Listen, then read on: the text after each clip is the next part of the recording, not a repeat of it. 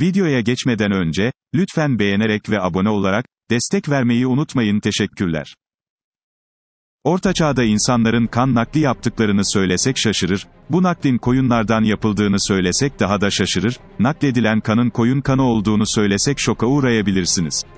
Evet, bilim ve özellikle tıpta yaşanan gelişmeler, hala çoğu kalıtsal hastalığa çözüm bulamadı, ama zamanla buluyor. Şimdi tam da bu konuda atılan önemli bir adımı, sizlere aktaracağım. Yeryüzünde insanlığın sırrını çözüp de, tedavi edemediği pek çok kalıtsal hastalık var. Bunlarla başa çıkmak amacıyla, bir araya gelen Stanford Üniversitesi araştırmacıları ilk kez, insan ve koyun melezi embriyo geliştirdiler. Bu koyunların bedeninde, insan organları üretilecek. Stanford Üniversitesi araştırmacıları, koyun ve insan hücreleriyle oluşturdukları embriyoları, laboratuvar ortamında geliştirmeyi başardılar.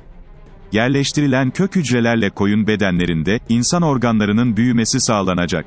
Hayvanların vücutlarında yetiştirilecek ve sonradan, insanların vücutlarına nakledilecek organların yolunu açan çalışmalar, bir bakıma ilk insan ve koyun melezi canlının da oluşturulması anlamını taşıyor. Ancak işin bu kısmı farklı açılardan bakıldığında, tartışmaya müsait. Bu konuya değinmeden evvel, asıl amacın detaylarına inelim.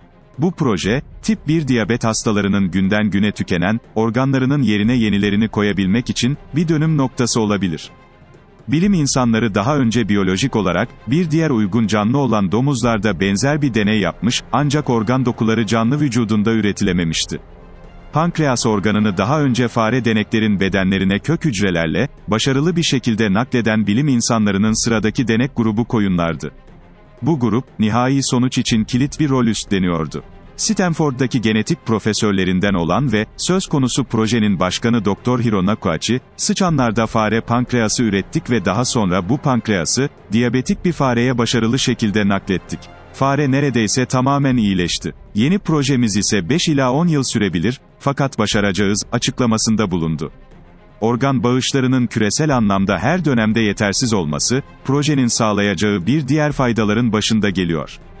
Bazı insanlar, sırf beklenen organ bulunamadığı için, yaşamlarını yitiriyorlar. Ancak projeye karşı olumlu bakmayan hayvansever gruplar, Amerika'da 20.000'den fazla imza toplayarak, yürütmeyi durdurmak istiyorlar. Kaliforniya Üniversitesi'nden hayvan bilimi profesörü Pablo Ross, endişe taşıdığını ve projenin başarılı olma ihtimalinin, düşük olduğunu dile getiriyor. Ancak tıp alanındaki en umut verici çalışmalardan birisi olduğunun da altını çiziyor. Organların uyumundaki en önemli nokta ise, koyunların bedenlerinde bulunacak insana ait kök hücreler olacak. Söz konusu insan koyun melezi olan embriyolar, 3 hafta boyunca canlı tutuldu. Ekip şimdi de kök hücreleri doğru bir şekilde, vücutlara yerleştirmeyi ve insan DNA'sından hareketle, koyun vücudunda pankreas organı geliştirmeyi umut ediyor. Bir koyun embriyosuna, insan hücrelerinin yerleştirilmesiyle gerçekleştirilen deneyde bilim insanları, ilk koyun insan melezini üretmeyi başardı. Embriyo, 28 günlük olduğunda ise yok edildi. Deneyin amacı ise bu hayvan bedenlerinde, insan organları yetiştirebilmek. Böylelikle organ yetmezliği olan hastalar için, yeni bir tedavi yöntemi geliştirilmesi amaçlanıyor. Araştırmayı yapan ekibin başındaki isim olan Hiro Nakauchi, embriyoda insan hücrelerinin koyun hücrelerine oranının, 10.000'de 1 veya altında olduğunu ifade etti.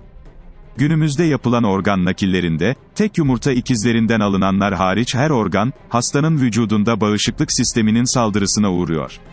Hastaların uygun bir organ bulunmadan, ölme riskleri de oldukça fazla.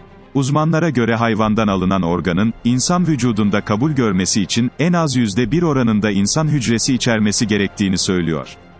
Yapılan çalışma henüz başlangıç seviyesinde yer alıyor. İlerleyen zamanlarda bu çalışmanın kesin sonucu, olumlu ya da olumsuz şekilde belli olacaktır. Bir koyunun içinde yetişen insan organlarıyla, sayısız insanın hayatı kurtulabilir. Toplumsal olarak bu konu, derin tartışmalara götürülmeye de aday. O tartışmalara başlamadan önce, deneylerin sonuçlarını beklemekte fayda var. Bu konu hakkında, sizin düşünceleriniz neler dostlar? Yorumlarda bekliyorum. Teşekkürler.